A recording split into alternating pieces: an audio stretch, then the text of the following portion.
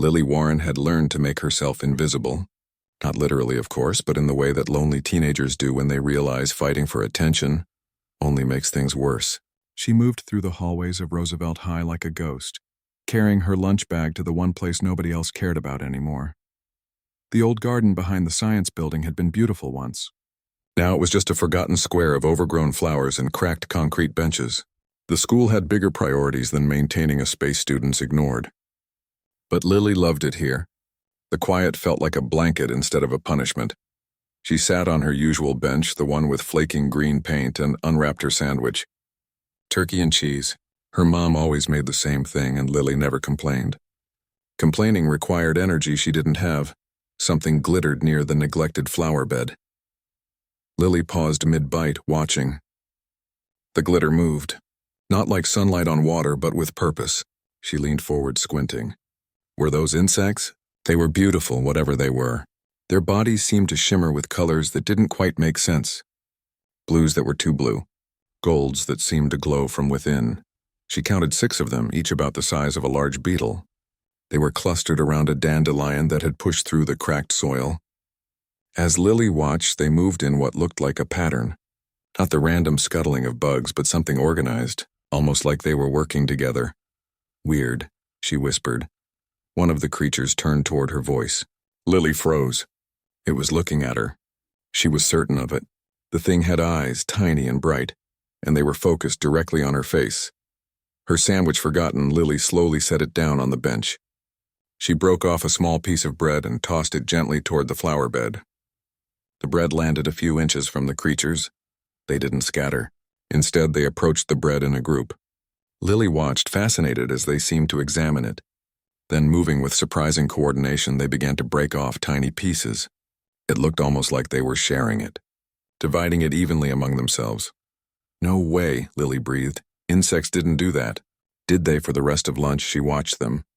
They finished the bread, then returned to their spot near the dandelion. Before disappearing into the tall grass, one of them, the one with markings that looked almost golden, turned back toward her. It stayed still for a long moment, as if committing her to memory. Then they were gone. Lily walked back to class in a daze. During biology, she barely heard Mr. Peterson's lecture about cellular structure. Her mind kept returning to those creatures, their organized behavior, the way they had looked at her. That night, she researched insect species for 3 hours. Nothing matched. The closest things she could find were jewel beetles, but even those didn't shimmer the way these creatures did, and jewel beetles definitely didn't share food like that. The next day, Lily brought extra food. She packed an apple, crackers, a granola bar. She felt slightly ridiculous as she walked to the garden, like a kid feeding ducks at a pond. But the moment she sat down, they appeared. All 6 of them emerged from the grass, moving toward her bench. The golden-marked one led the way. Lily's heart hammered in her chest. They had been waiting for her. She was sure of it. She broke off pieces of the granola bar and scattered them on the ground. The creatures approached immediately, and this time Lily got a better look at them. They were even stranger up close. Their bodies had a faint metallic quality, and their wings, when they spread them, seemed almost translucent. Like stained glass, what are you? She whispered. The golden one stopped eating. It looked up at her again with those impossibly bright eyes. Then it did something that made Lily's breath catch. It raised one of its front legs, almost like a wave, like a greeting. Lily's hand trembled as she raised her own hand slowly, returning the gesture. The creature's wings fluttered, creating a sound like tiny wind chimes. The others stopped eating too, all of them watching her now. For 2 weeks, this became Lily's routine. Every lunch period, she would go to the garden. Every day, the creatures would be there. She started bringing a variety of foods, curious about their preferences. They seemed to like sweet things best, especially fruit. But they accepted everything she offered, always sharing it equally among themselves. Other students noticed eventually. Tyler Chen and his friends walked past one day and saw her crouched by the flower bed. "What are you doing, Warren?" "Talking to bugs." Tyler laughed. "Leave her alone," his girlfriend said, pulling him away. "She's not hurting anyone." Lily didn't care what they thought. She had found something incredible, something that made her feel less alone. These creatures, whatever they were, had chosen to trust her. On the 14th day, Lily brought her phone to take pictures. But she also brought something else. A magnifying glass from her father's old desk drawer. She wanted to see them more clearly, to understand what made them so different. She scattered the food and they came as always. The golden one ate last, as it usually did, letting the others go first. Lily admired that about it. It was a leader that served.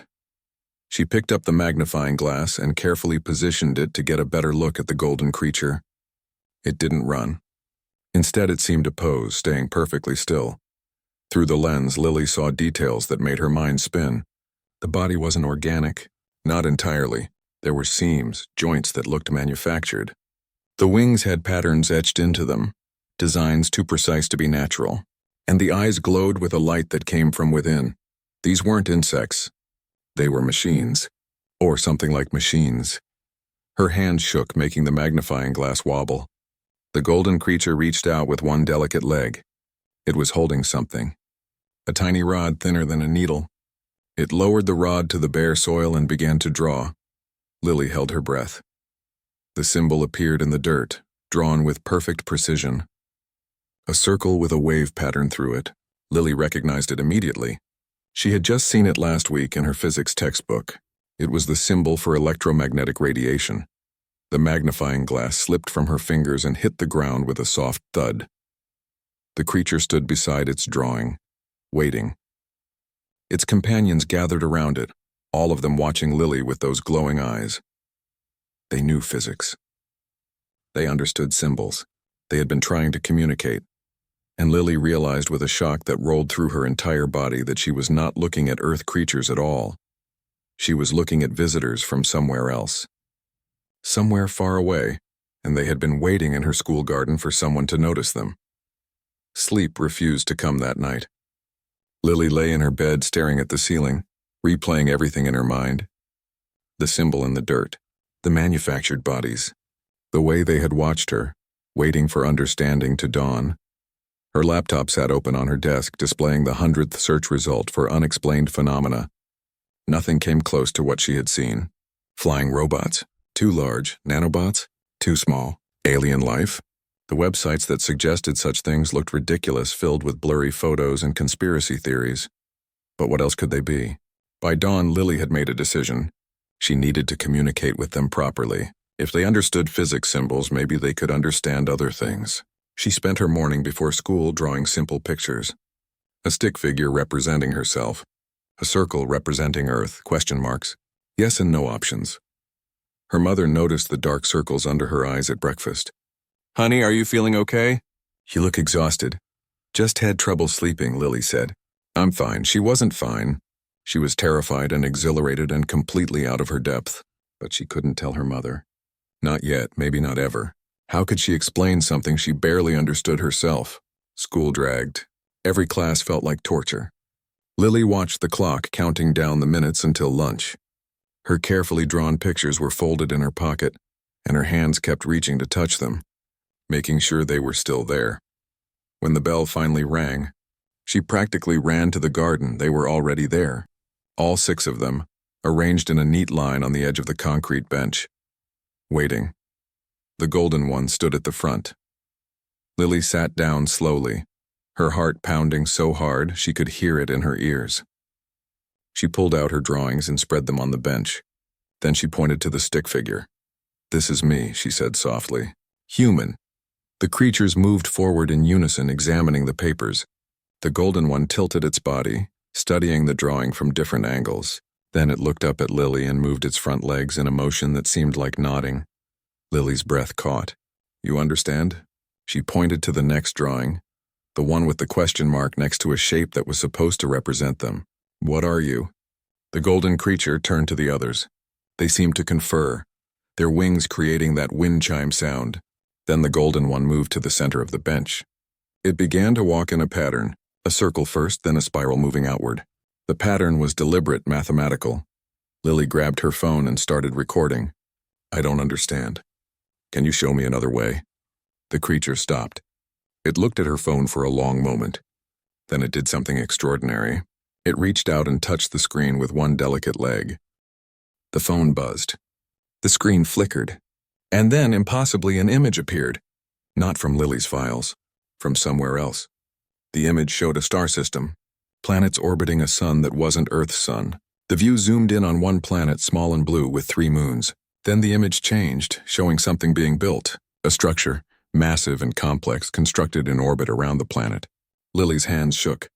"That's where you're from?" The creature touched the screen again. The image shifted to show the structure breaking apart into thousands of pieces. Each piece began to move independently, scattering across space like seeds on the wind. "You're explorers," Lily whispered. "You were sent out to find other worlds." Another touch. The image showed Earth now, but Earth from long ago. The continents were in different positions. This was ancient history. The tiny ships, the same size as the creatures on her bench, descended into Earth's atmosphere. "You've been here for a long time." The golden one moved its legs in that nodding motion again. Then it showed another image.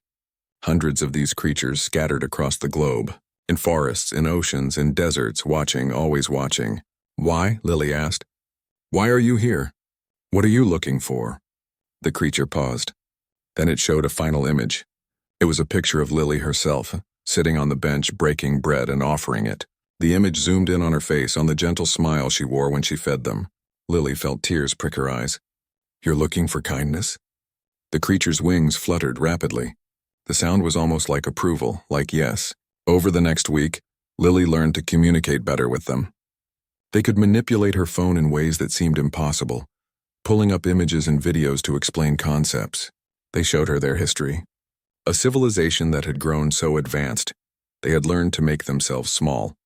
Not out of necessity, but out of choice. "You wanted to see the universe from a different perspective," Lily said one afternoon, understanding flooding through her. Big things miss the small things, but small things see everything. The golden creature, which Lily had started calling Sparrow in her mind, touched her phone. An image appeared of various alien species. Some were enormous, towering creatures with ships the size of moons. Others were energy beings existing outside physical form. But all of them were missing something. "They don't notice you," Lily said. "They're too focused on things their own size or bigger." Sparrow showed another image, a graph with thousands of data points. Each point represented a species the explorers had observed. Most points were red. Only a handful were gold. "The gold ones are special?" Lily asked. Sparrow touched a gold point, and it expanded to show a species that looked like walking plants. They were caring for tiny insects in their gardens, protecting them, helping them thrive. Another gold point showed crystalline beings creating shelters for microscopic organisms in their oceans. "Species that care about small things," Lily said. "That's what you're looking for. Species that don't just ignore what's beneath their notice." Sparrow's wings created a sound like celebration. "And humans?" Lily asked, afraid of the answer. "What color are we?" Sparrow showed the graph again. Humanity's point was flickering between red and gold, unstable, uncertain. "We could go either way," Lily whispered. Sparrow touched the screen again, showing images of human history. Acts of terrible cruelty appeared. Wars, destruction, species driven to extinction. But then other images followed. Humans protecting endangered animals, children feeding birds, scientists working to save coral reefs, people caring for plants, for insects, for the smallest forms of life. "We're complicated," Lily said. "We can be cruel, but we can also be kind." Sparrow showed one more image. It was a countdown. The numbers were in a language Lily didn't know, but she understood the meaning. Time was running out. Humanity was approaching a critical point in its development. Soon they would advance to a level where they would be noticed by the greater galactic community. "And depending on which path we choose," Lily said slowly, "we'll either be welcomed or avoided." Sparrow's nod was unmistakable. Lily sat back on the bench, her mind reeling. She was 17 years old. She had struggled to make friends, to fit in, to matter, and now she was sitting in a forgotten school garden, learning that the fate of humanity's place in the cosmos might depend on whether people remembered to care about the small things. "Why tell me this?" she asked. "Why reveal yourself to me?" Sparrow moved to her hand, climbing gently onto her palm. Its weight was almost nothing, light as a butterfly. It looked up at her with those glowing eyes and touched her skin.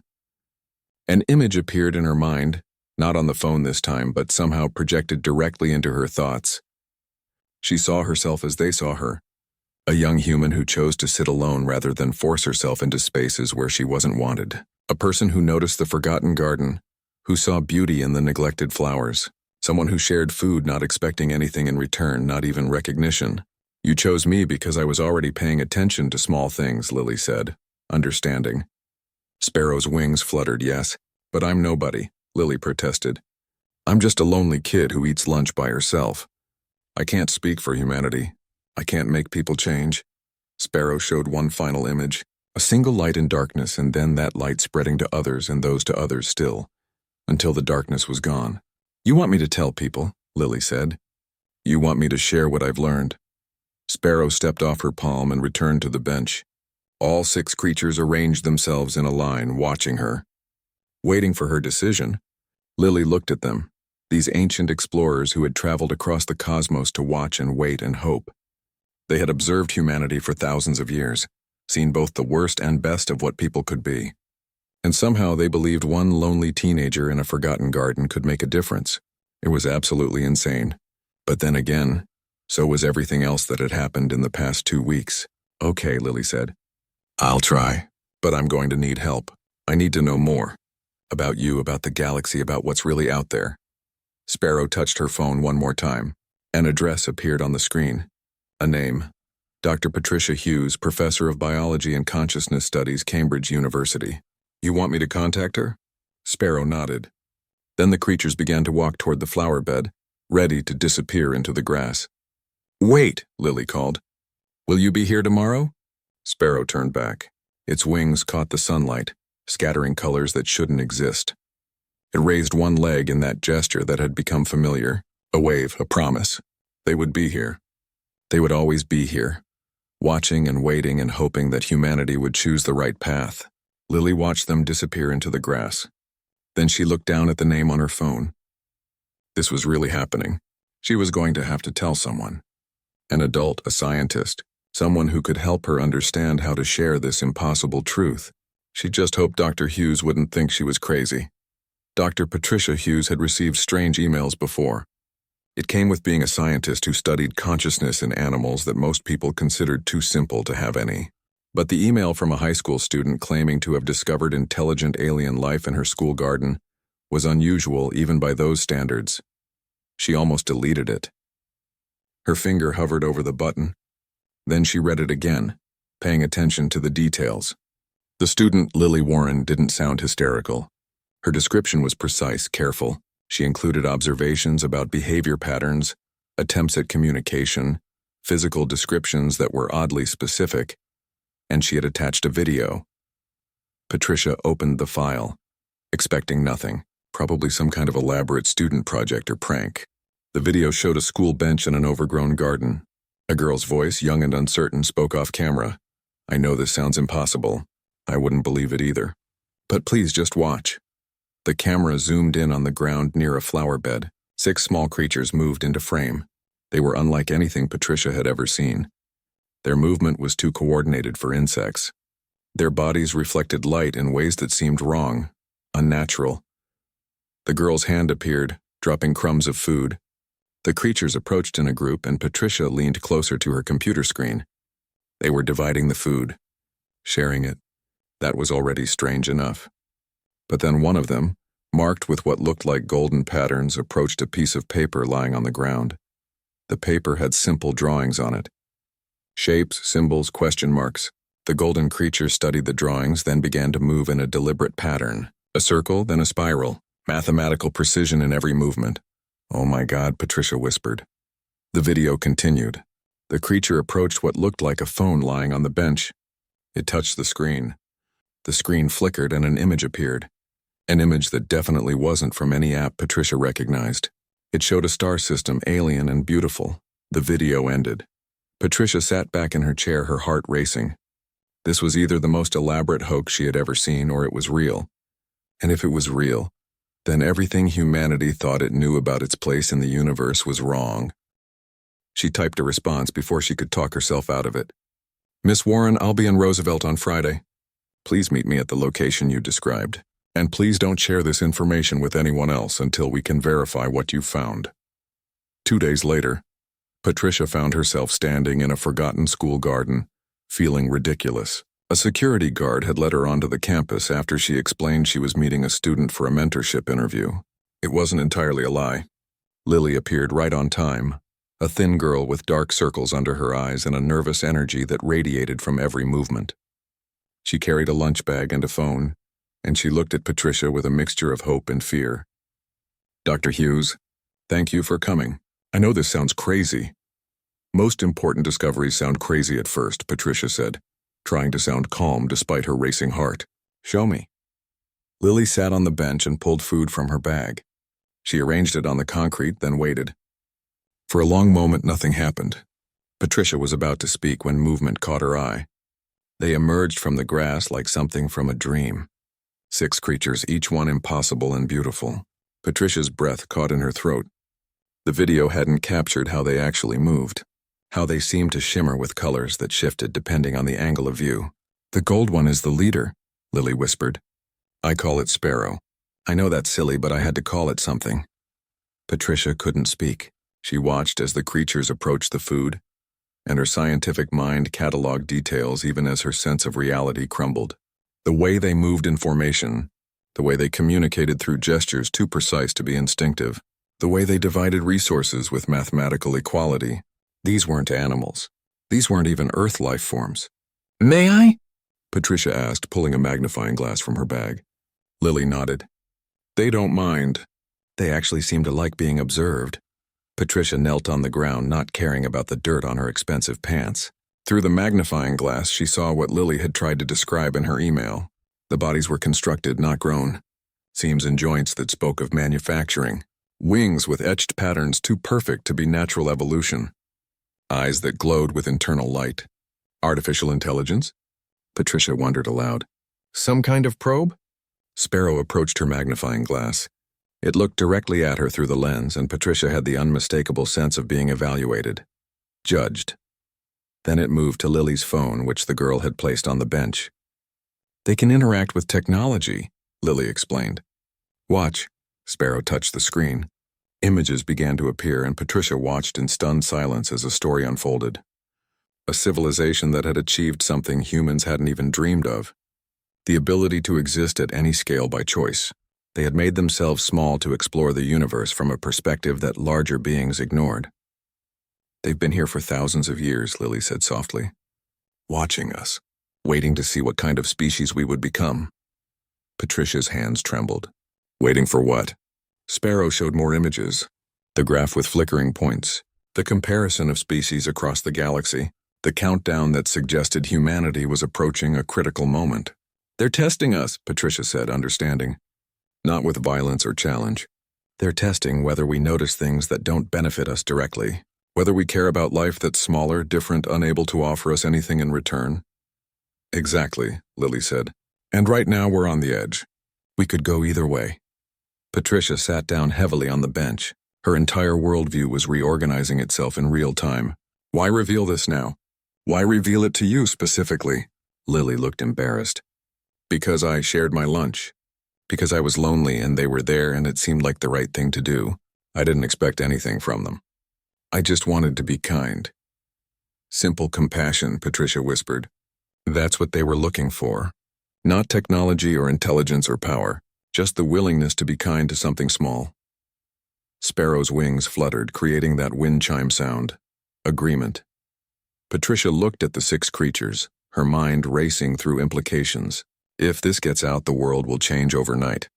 Every government, every military, every corporation will want access to you. They'll want your technology, your knowledge. They'll tear apart everything trying to understand how you work. Sparrow showed another image on the phone. Other worlds where discovery had gone wrong. Where species had responded with fear and violence. Where the explorers had been captured, dissected, destroyed. "But if we don't tell anyone," Lily said, her voice breaking, "then humanity might fail the test. We might choose the wrong path because we didn't know the stakes." "It's a paradox," Patricia said. "Tell people and risk chaos. Stay silent and risk failure." Sparrow touched the screen again. This time the image showed something different. A careful revelation, starting small, with scientists who had already demonstrated the values the explorers sought.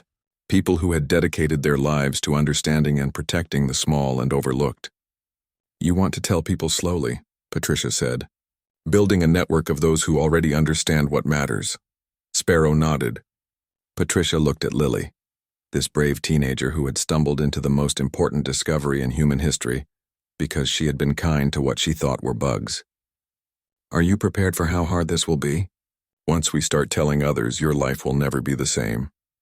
My life already isn't the same, Lily said. I sit in this garden every day talking to alien explorers. I know the truth about what's waiting out there in the universe. I know that humanity's future depends on whether we can learn to care about things that seem insignificant. She paused, her voice strengthening. If my life has to change so that everyone else can have a chance to make the right choice, then that's okay.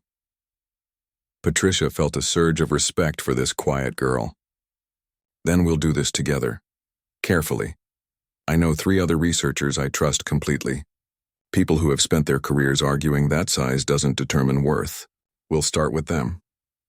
Over the next week, Patricia brought her colleagues one at a time to the garden. Dr. Robert Allen, who studied consciousness in slime molds. Dr. Yuki Tanaka, whose work on plant communication had been revolutionary. Dr. James Foster, who had proven that even single-celled organisms showed decision-making capabilities. Each one arrived skeptical. Each one left transformed. They began to plan. Careful documentation, verified observations from multiple scientists, building an undeniable case before going public. They would present their findings to the National Academy of Sciences first, with full video evidence and multiple expert witnesses. But word began to leak anyway. A lab assistant mentioned it to a friend. A graduate student posted cryptically on social media. Within 2 weeks, rumors were spreading through the scientific community. Strange discoveries at a high school. Alien contact. Tiny observers from another world. The press got wind of it. Reporters started calling Patricia's office. Camping outside the school. Lily found herself surrounded by camera crews when she tried to go to the garden. We're losing control of the narrative, Dr. Allen said during an emergency meeting in Patricia's office. Lily sat with them, pulled out of school for her own safety. Maybe that's not a bad thing, Lily said quietly. Everyone turned to look at her. Maybe people need to hear about this in a messy way. Maybe they need to argue and debate and struggle with what it means. If we present it too perfectly, too controlled, it will seem like a trick. Sparrow sat on the table between them, having been carefully transported in a specialized container Patricia had designed. It touched Lily's phone and showed an image. Humans throughout history, arguing and fighting and eventually finding truth through chaos. You think we can handle messy disclosure? Patricia asked the tiny explorer. Sparrow's wings said yes. Humans learned best when they had to work for understanding, when they had to choose for themselves what to believe. Then we go public now, Patricia decided. Full press conference. We show everything. Let humanity decide how to react. 3 days later, Patricia stood in front of 200 journalists and countless cameras, with Lily beside her, and 5 other scientists backing them up. On the table between them, clearly visible through a specialized transparent case, 6 tiny explorers from another world waited patiently. Thank you for coming, Patricia began. What we're about to show you will change everything you thought you knew about humanity's place in the universe. And it started because a high school student decided to share her lunch. The room exploded with noise. Questions shouted from every direction. Cameras flashing. The chaos of humanity confronting the impossible. But Sparrow remained calm on the table, watching with those glowing eyes, waiting to see if humans could rise to this moment, if they could handle the truth with wisdom instead of fear, if they could prove they were worthy of joining the greater community waiting among the stars. The world didn't end when the truth came out. That surprised everyone. There was panic at first. Religious leaders debated what intelligent alien life meant for their faiths. Military officials demanded access to the explorers, seeing potential weapons or threats. Conspiracy theorists had field days, claiming they had been right all along. Stock markets fluctuated wildly as investors tried to predict how alien contact would affect the global economy. But something unexpected happened in the chaos. People started looking down. A viral video showed a little boy in India carefully relocating a spider instead of crushing it. The caption read, "What if someone small is watching?" It got 50 million views in a day. More videos followed. People protecting anthills, students creating butterfly gardens, families building habitats for local insects. The phrase "think small" became a movement, not just about aliens, but about changing perspective, about noticing what had always been there, invisible because it didn't demand attention. Lily watched it all from her living room, trying to process how her quiet lunch routine had sparked a global shift. News crews still camped outside her house occasionally, but her parents had hired security and learned to say no comment with impressive consistency. Her phone buzzed with a message from Dr. Hughes. "Turn on Channel 7, now." Lily grabbed the remote. Channel 7 was showing a split screen. On one side, the Secretary General of the United Nations stood at a podium. On the other side, a specially designed camera showed Sparrow and the other 5 explorers, now housed in a secure facility at Cambridge.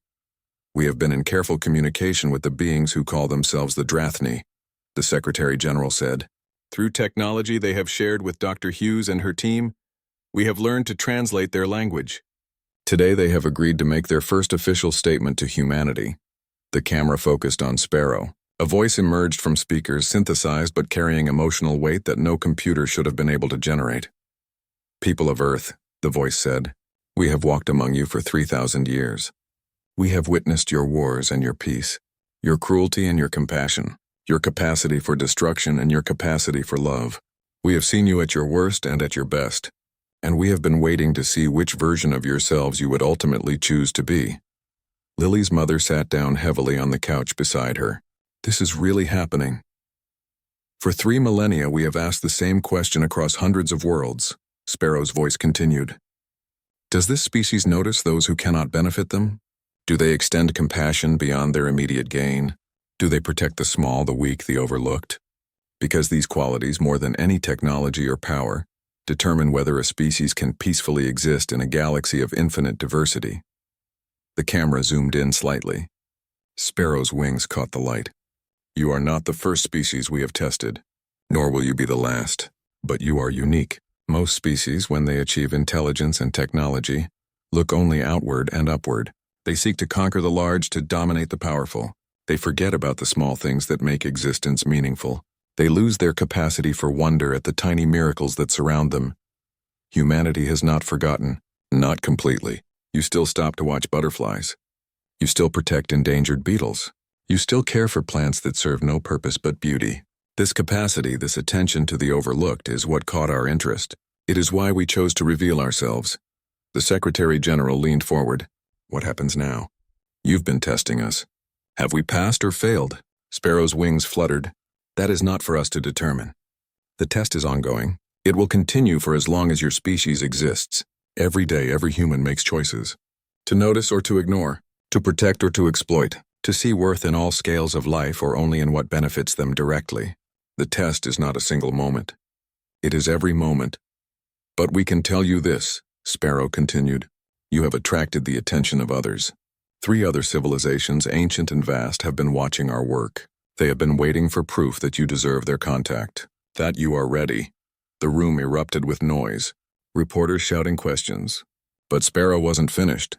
"In 10 years, if humanity continues on its current path, you will receive an invitation to join the Council of Small and Large, a gathering of species that have learned the truth we are teaching you now. That significance is not determined by size. That power is not measured by domination. That wisdom comes from paying attention to what others overlook." 10 years, the Secretary General repeated. "And if we don't continue on this path, if we fail, then you will never hear from us again. You will continue alone in your corner of space, wondering if you are truly the only intelligent life. We will not punish you. We will simply wait. Perhaps in another 1,000 years you will be ready. Perhaps not. The choice is yours." The broadcast ended, but Lily's mind was racing. 10 years. A deadline, a goal. The entire world knew now what was at stake. Her phone rang. It was Dr. Hughes. "Can you come to Cambridge? The Drathni are asking for you specifically." 2 hours later, Lily stood in a high-security lab looking at Sparrow through transparent walls. The tiny explorer seemed smaller here, surrounded by all this technology and concrete. She missed the garden, the flowers, the simple peace of that forgotten space. "You requested me?" Lily asked. Dr. Hughes activated the translation device. Sparrow's voice filled the room. "Lily Warren, you were the first to see us. To share without expectation. We want to give you something. A gift and a burden.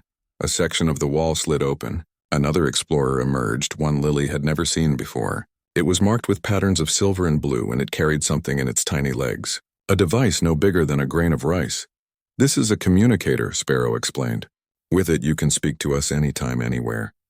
You can ask questions, learn about the galaxy, understand what waits for humanity if you pass the test. Why me? Lily asked. There are scientists, leaders, people who could use this information better than I can. Because you will use it honestly, Sparrow said. You are not seeking power or fame. You simply wanted to be kind. That is why we chose you. That is why we trust you. The silver-marked explorer approached Lily. Dr. Hughes helped her lower her hand, and the tiny being placed the device on her palm. It was warm, vibrating slightly. Place it behind your ear, Sparrow instructed. It will bond with your neural pathways, allow you to communicate with us directly. Lily hesitated. This was a huge step, permanent, life-changing. But wasn't her life already changed? Wasn't everything already different? She pressed the device behind her ear. It dissolved, spreading into her skin with a sensation like warm water. For a moment, nothing happened. Then suddenly, her mind opened like a flower blooming. She could feel them, not just Sparrow and the others in the room, but thousands of Drathni explorers across the planet. A network of consciousness, ancient and patient and watching. They didn't flood her with information. They simply let her know they were there, waiting, ready to teach if she wanted to learn. Oh, Lily breathed. There are so many of you. We are everywhere. Sparrow's voice came directly into her mind now, clearer than any spoken word. In forests and oceans, in cities and deserts, watching, hoping, waiting for humanity to prove it is ready. What if we fail? Lily asked. What if people can't change enough in 10 years? Then we wait longer, Sparrow said simply. We are patient. We have watched species evolve for millions of years. 10 years, 100 years, 1,000 years, it is all the same to us. But we hope you will succeed, because you have such potential, such capacity for both destruction and beauty. It would be a loss to the galaxy if you chose the wrong path. Dr. Hughes was staring at Lily with a mixture of awe and concern. What's happening? What are you experiencing? I can hear them, Lily said. All of them. They're teaching me about the galaxy, about the council, about what's possible if we choose wisely. Information flowed into her mind. Not overwhelming, but steady. Images of other worlds. Species that existed as living crystals. Beings made of organized light. Civilizations that spanned dimensions humans hadn't even theorized yet. And all of them had one thing in common. They had learned to value life at every scale. To see worth in the small as much as the large. There's something else, Lily said slowly. Something they've been trying to teach every species they contact. It's not just about being nice to small things. It's deeper than that. What is it? Dr. Hughes asked. It's about ego, Lily said. About understanding that you're not the center of everything. That your perspective isn't the only one that matters. Species fail the test when they believe their way of seeing the world is the only valid way. They succeed when they learn to see through other eyes, when they can imagine existence from perspectives completely different from their own. Empathy across scales, Dr. Hughes said softly. Across sizes, across species, across ways of being. That's what they're teaching.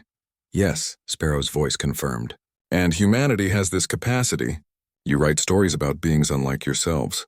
You imagine alien minds. You try to understand animals, plants, even rocks and rivers. This flexibility of imagination is rare.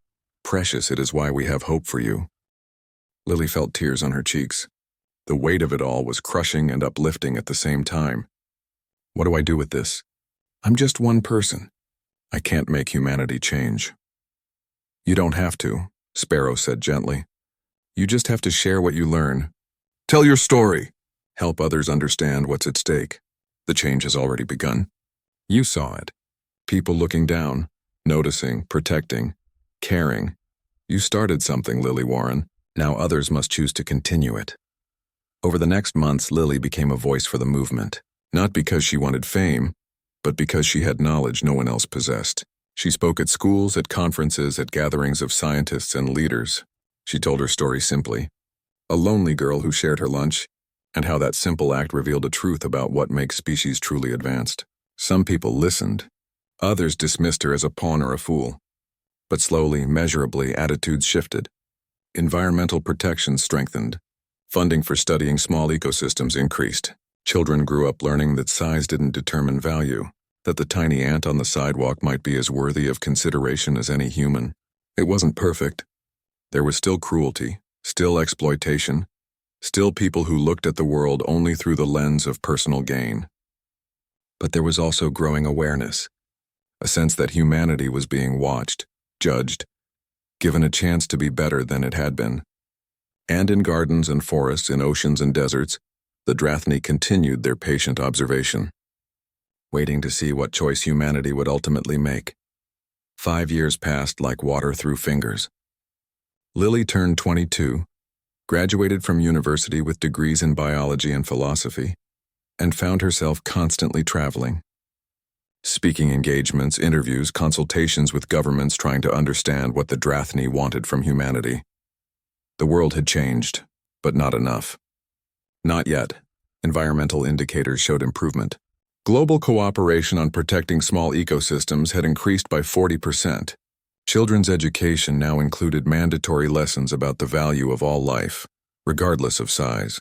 The Think Small movement had become mainstream, with companies competing to prove their commitment to protecting the overlooked. But there were setbacks too. A corporation had been caught secretly experimenting on captured Drathni explorers, trying to reverse engineer their technology. War still raged in 3 regions. Species extinction continued, though at a slower rate. Humanity was trying, but old patterns died hard. Lily felt the weight of every failure personally. Through the neural communicator, she remained connected to the Drathni network. She felt their disappointment when humans chose violence over compassion, their worry that humanity might not be ready when the 10-year deadline arrived. 5 years left. Half the test period gone. She was giving a speech at the Global Ethics Summit in Geneva when the neural communicator suddenly blazed with urgent information. Sparrow's voice filled her mind, cutting through her prepared remarks. Lily, stop speaking. Listen. She paused mid-sentence, confused. 2,000 delegates stared at her, waiting. I'm sorry, she said aloud. Something's happening. The Drathni are trying to tell me something important. The conference hall fell silent. Everyone knew about Lily's connection to the explorers. When she said they were communicating, the world listened. 3 of the council species have arrived, Sparrow said in her mind. They came early. They want to observe humanity directly before making their final judgment. This changes everything. Lily's heart raced. How early? The deadline is 5 years away. They do not trust our assessment alone. They want to see for themselves. Some of them believe we are being too generous in our evaluation of humans, too hopeful. Where are they? Lily asked silently. Everywhere. They have been here for 3 weeks, observing in ways you cannot detect. And Lily, they are not pleased with what they have seen. The conference hall was starting to murmur, people wondering why Lily had gone silent, staring into space. She forced herself to focus. I need to speak with Dr. Hughes, she said aloud. And we need to contact the Secretary General immediately. The council species are already here. We're being evaluated right now. The hall erupted into chaos. Within hours, emergency meetings were convened across the globe. Lily found herself in a secure video conference with world leaders, top scientists, and the Drathni explorers. Sparrow appeared on screen, projected large enough for everyone to see clearly. Explain, the Chinese premier demanded. Who exactly is here, and why were we not informed? Sparrow's wings fluttered with what Lily had learned to recognize as stress. The 3 species that have come are very different from us. The architects exist at continental scale. They are beings of living stone and slow time. They measure worth by how species shape their worlds. The dreamers exist partially in higher dimensions. They are beings of pure thought who value consciousness above physical form. The caretakers are energy-based entities who have existed since the formation of galaxies. They value preservation and patience. And they're judging us? The Brazilian president asked. Based on what criteria? The same criteria we have always used, Sparrow said. Do you notice those unlike yourselves? Do you extend compassion without expectation of reward? Do you see value in all scales of existence? But these species are far less forgiving than we are. We have seen your potential. They see only your current actions. What have they observed that concerns them? Dr. Hughes asked. Sparrow was quiet for a moment. 2 weeks ago, A human mining operation destroyed a coral reef despite knowing it harbored unique life. Last week, a government authorized the clearance of a forest that was home to 17 endangered species. Yesterday, automated weapons killed 43 people in a border conflict that both sides claim to want to resolve peacefully. These are the things the council sees. These are the things they judge. Lily felt sick. But there are good things too. The coral reef restoration projects, the species recovery programs, the peace negotiations happening in 5 other conflicts. We have shown them these things, Sparrow said. But the council species have seen millions of worlds. They know that good intentions mean nothing if they don't translate into action. They are asking themselves, is humanity's kindness genuine or is it performative? Are you changing because you believe it is right, or because you know you are being watched? The question hung in the air like smoke.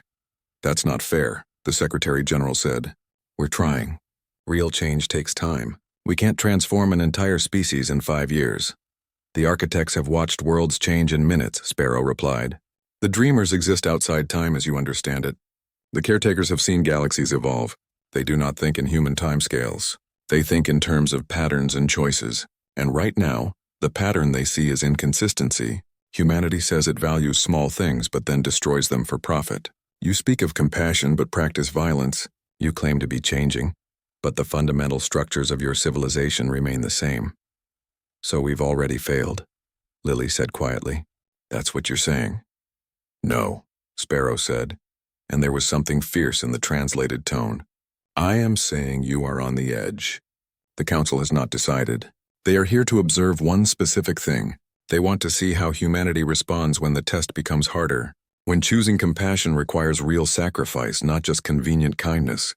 What do you mean? Dr. Hughes asked. They are going to force a choice, Sparrow said. In 3 days something will happen. A situation where humanity must choose between immediate gain and long-term compassion, between what benefits you directly and what protects the small and overlooked. The council species will be watching, and their judgment will be final. The conference dissolved into urgent discussions. What situation? How could they prepare? But Sparrow wouldn't give details. The test had to be genuine. If humanity was prepared in advance, the choice wouldn't reveal true character. Lily barely slept for 3 days. The Drathni network buzzed with anxiety. Even the ancient explorers, patient for millennia, were nervous. This was unprecedented. The council species had never intervened so directly before. Never forced a test. They must have serious doubts about humanity's readiness. The situation revealed itself on a Tuesday morning. A massive asteroid, previously undetected, appeared on trajectory to pass extremely close to Earth. Close enough to be concerning, but not close enough to impact. Space agencies worldwide scrambled to calculate precise paths and potential dangers. Then the Drathni made an announcement through official channels. The asteroid carries something precious. In its core, frozen in ancient ice, are millions of microscopic organisms. They are the last survivors of a world that died 3 billion years ago. They have been dormant, drifting through space, waiting. If the asteroid passes Earth at the calculated distance, they will remain frozen, lost to the void. But if the asteroid's path is altered by just 3 degrees, it will enter a trajectory that brings it to a moon in your outer system, where it will eventually land, where those organisms will have a chance to wake and thrive in subterranean oceans. 3 degrees, Dr. Hughes whispered, watching the announcement with Lily. That's nothing. Any major space program could do that with current technology. But there's a cost, Lily said, reading ahead in the statement. Oh no, the Drathni continued their announcement. Altering the asteroid's path requires resources and focus. It will delay 3 critical projects. The launch of a communication satellite network that will provide internet to underserved regions. The deployment of climate monitoring systems that could prevent natural disasters. The mission to establish a research station that could lead to medical breakthroughs. All 3 projects are funded and ready. All 3 will help millions of humans. But all 3 will be delayed by 5 years if resources are diverted to saving organisms that offer humanity no benefit. Organisms that humans will never even see. Organisms that cannot thank you or reward you or provide any return on investment. That's the test, Lily said. Save invisible organisms that don't benefit us or help millions of our own people. It's not fair, Dr. Hughes protested. Why can't we do both? Because tests aren't fair, Lily said. Tests reveal who you are when choices are hard. The debate that erupted across the world was fierce. Every news channel, every social media platform, every government chamber filled with arguments. We have to help our own people first, one faction argued. Those organisms have been dead for billions of years. 3 billion years. They can wait 5 more, but people need help now. This is exactly what the test is measuring, another faction countered. Whether we can extend compassion beyond immediate benefit, whether we see value in all life or only in what serves us. It's not about seeing value, a third perspective emerged. It's about priorities. We have limited resources. Using them to save our own species isn't selfishness. It's responsibility. But the projects are only delayed, not canceled, others pointed out. 5 years seems like nothing compared to 3 billion. And if we fail this test, we lose access to the Council, to knowledge and technology that could help humanity far more than these 3 projects ever could. Lily watched the debate with growing despair. Both sides had valid points. That was what made it a real test. There was no obviously correct answer, only a choice that revealed values. Through the neural network, she felt the Council species observing. The architects vast and patient, the dreamers existing in dimensions humans couldn't perceive. The caretakers ancient as stars, all of them watching, evaluating, judging. On the 3rd day of debate, the global vote was called. Every nation, every representative, every voice counted. Humanity would make its choice democratically. Whatever else they were, they would be this together. Lily sat in the observation room at Cambridge with Dr. Hughes and Sparrow.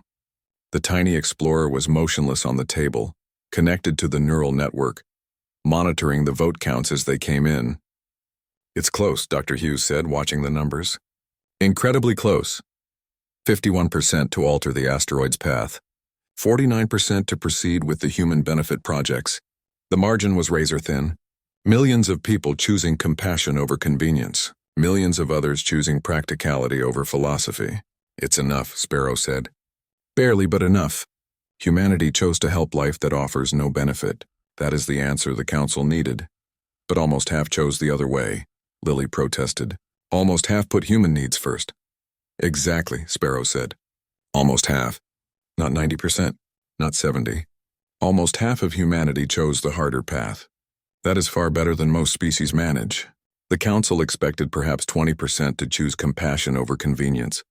They expected humans to overwhelmingly choose self-benefit, but you surprised them." Through the neural link, Lily felt something shift. A presence that had been watching with skepticism suddenly felt different. Not approval exactly, more like reconsideration. A willingness to look again.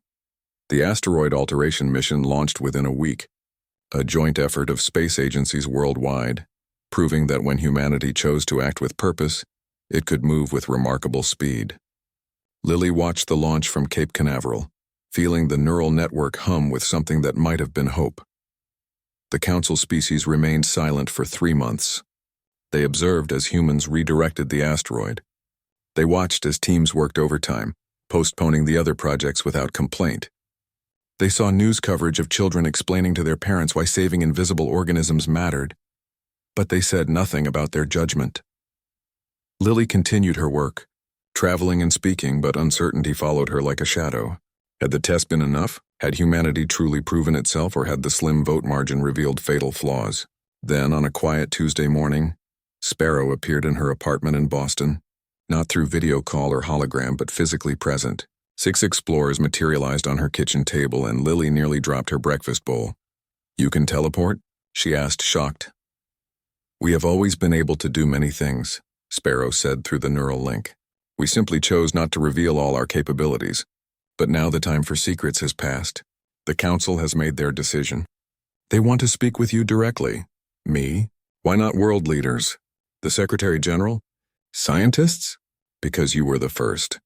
Because you represent what they are looking for, and because what they have to say will be easier coming through someone humans trust." Before Lily could respond, her apartment dissolved. Not literally. The walls remained, the furniture stayed in place. But suddenly she could perceive more dimensions than the usual 3. Her consciousness expanded, and she found herself aware of presences that were impossible and beautiful. The architects manifested as feelings of immense age and patience, like mountains given thought. The dreamers appeared as colors that didn't exist in normal space, emotions without physical form. The caretakers were warmth and light, ancient beyond comprehension. Lily Warren, a voice said that was all three species speaking as one.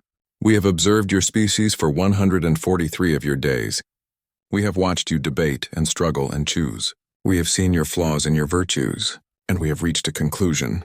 Lily's heart hammered. This was it. The final judgment. Everything humanity had worked for decided in this moment. Your species is messy, the voice continued. Chaotic, inconsistent. You speak of values you do not always practice. You make promises you sometimes break. You know what is right but frequently choose what is easy. By many measures, you should not be ready for contact with the greater galactic community. Lily felt tears forming. They had failed. Despite everything, humanity had failed. However, the voice said, and Lily's breath caught, we have come to understand something we did not anticipate. Something the Drathni tried to explain to us, but we had to see for ourselves to believe. Your inconsistency is not a flaw. It is your nature. And within that chaotic nature lies something extraordinary. The presences shifted, becoming somehow more present, more focused on her. Most species we encounter have achieved consistency through homogeneity. They think alike, act alike, value alike. It makes them predictable, stable, easy to evaluate. But you humans, you are billions of individual consciousnesses, each making choices independently. And yet even in that chaos, 51% of you chose compassion. Almost half of billions chose to help life that could never help you in return. Do you understand how remarkable that is? I don't, Lily admitted, her voice shaking. I thought it wasn't enough. That we needed to be united, to all choose the right answer. If you all chose the same answer, it would mean some authority had decided for you, the voice explained. But you each chose individually. Millions upon millions of separate decisions, and more than half chose kindness. That is not weakness. That is strength. That is genuine compassion, not programmed behavior. The architect's presence grew stronger. We have existed for longer than your sun. We have shaped continents, moved mountains, created wonders that would break your mind to perceive. But we cannot do what you do. We cannot choose differently from ourselves. We are too large, too unified, too singular. Your small size, your short lifespans, your individual consciousness, these things you consider limitations. They are your greatest gift. The dreamers added their thoughts. We exist partially outside time. We see all possibilities simultaneously. But we cannot experience the joy of discovery, the fear of uncertainty, the triumph of making a choice that matters. You live in the moment, and that gives your choices weight, meaning, reality.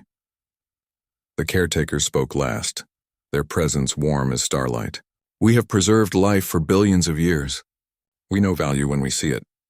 And you, humanity, you are valuable precisely because you are unpredictable, because you can surprise us. Because 51% of you chose something we expected only 20% to choose. That capacity for unexpected kindness is rare in the cosmos, precious beyond measure. So we passed? Lily asked, hardly daring to believe it. Humanity passed the test. You passed this test, the voice clarified. But understand, the testing never truly ends. Every day, every choice, every action is a test. The question is never finally answered. It is asked again and again every moment of existence. Will you choose compassion or convenience? Will you notice the small or ignore it? Will you grow or stagnate? Then what happens now? Lily asked. Now we invite you to join the Council of Small and Large, not as junior members or probationary participants, as full equals, because you have proven something we needed to see, that chaos can produce compassion, that individuals can choose together without losing their independence, that a young species still finding its way can make the hard choice when it matters. The dimensional overlay began to fade. Lily's apartment returned to normal perception, but the presences remained somehow in the back of her awareness, like stars visible only in peripheral vision. There will be a formal invitation ceremony in your United Nations building in 30 days, Sparrow said, his physical form once again visible on her table. Representatives from the council species will manifest in ways humans can perceive. They will share knowledge, technology, cultural exchange. Your world will never be the same. What about you? Lily asked. The Drathni? What happens to you now? We continue our work, Sparrow said. We are explorers, observers, teachers. There are countless other worlds to visit, other species to test. But we will always remember Earth, and we will visit often. You are special to us, Lily Warren, you and your messy, chaotic, beautiful species. The 30 days passed in a blur of preparation. The world transformed itself, trying to be ready for official first contact. Cities cleaned their streets. Nations resolved minor conflicts. Everyone wanted to make the best impression possible. But Lily knew the truth. The impression was already made. Humanity didn't need to be perfect.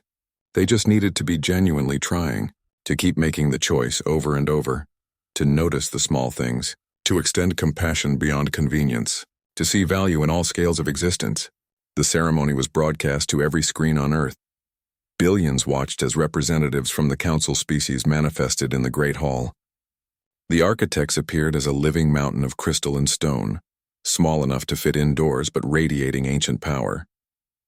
The dreamers created a swirling display of impossible colors, forming shapes that hurt to look at directly but filled the heart with wonder. The caretakers came as pure light, warm and welcoming, ancient as the cosmos itself, and standing among them, on a specially designed platform that allowed them to be seen clearly, were Sparrow and 5 other Drathni explorers. The tiny beings who had started everything. The patient teachers who had believed in humanity when others doubted. The Secretary General stepped forward, her voice steady despite obvious emotion. On behalf of humanity, we accept your invitation to join the Council of Small and Large. We understand that this is not an end, but a beginning. That we will be learning and growing for generations to come. That we will make mistakes and need guidance. But we promise to remember what you have taught us, to notice the small things, to extend compassion beyond benefit, to see value in all scales of life. The caretaker's light pulsed in what might have been approval. We have faith in you, 51% faith to be precise. But we have watched the cosmos for longer than you can imagine, and we have learned that 51% faith, when it is genuine, can move stars. The formal proceedings continued for hours. Treaties were signed.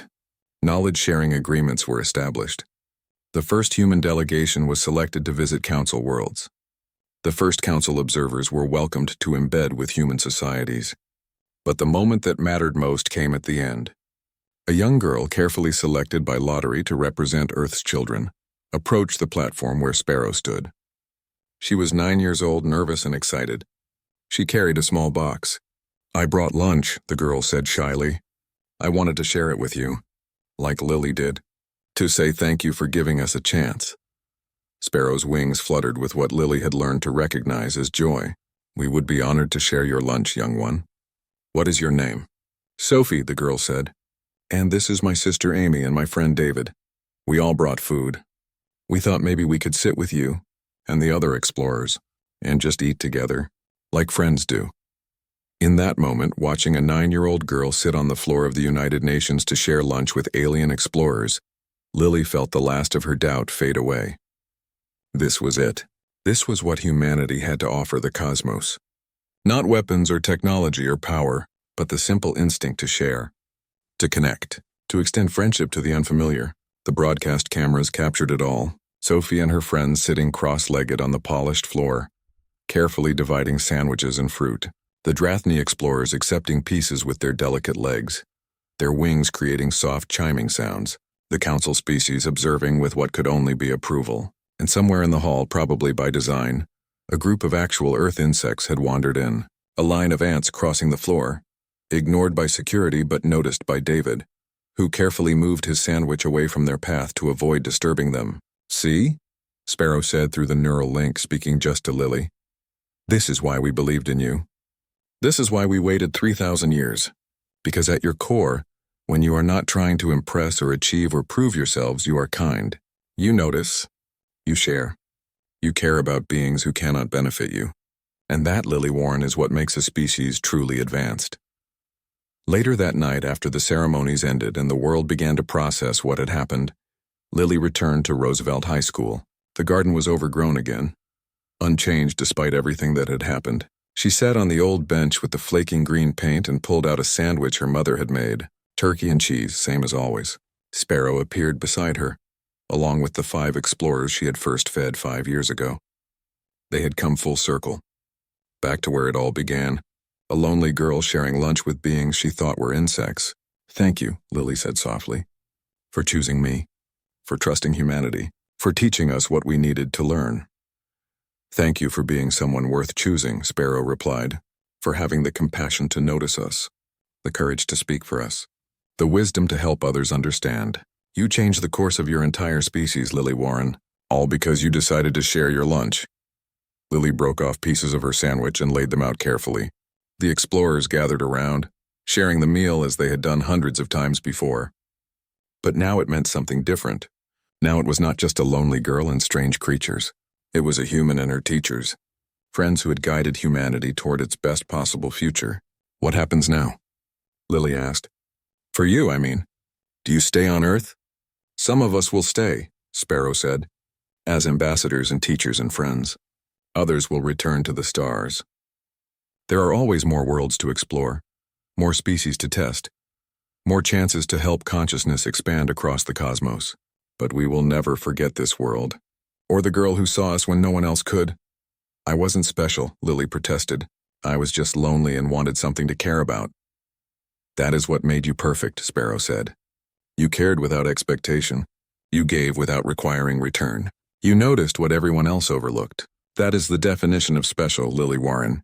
That is why we chose you, and why humanity, messy and chaotic and imperfect as it is, deserves its place among the stars. They sat together in the forgotten garden as the sun set, a young woman and 6 tiny explorers from beyond the stars sharing a simple meal. Above them, invisible to human eyes, the council species continued their observation. But now they watched with approval instead of judgment, with hope instead of doubt. Humanity had passed the test. Not perfectly, not unanimously, not without struggle, but genuinely, and in the cosmos, genuine compassion, even when inconsistent, was worth more than perfect programming. The stars above held wonders beyond imagination. Technologies that seemed like magic, civilizations millions of years old, beings existing at scales from microscopic to galactic. And now humanity was invited to know them all, to learn from them, to grow alongside them, all because a lonely girl had decided to share her lunch with tiny dragons, and because 51% of humanity, when faced with a hard choice, had chosen to be kind.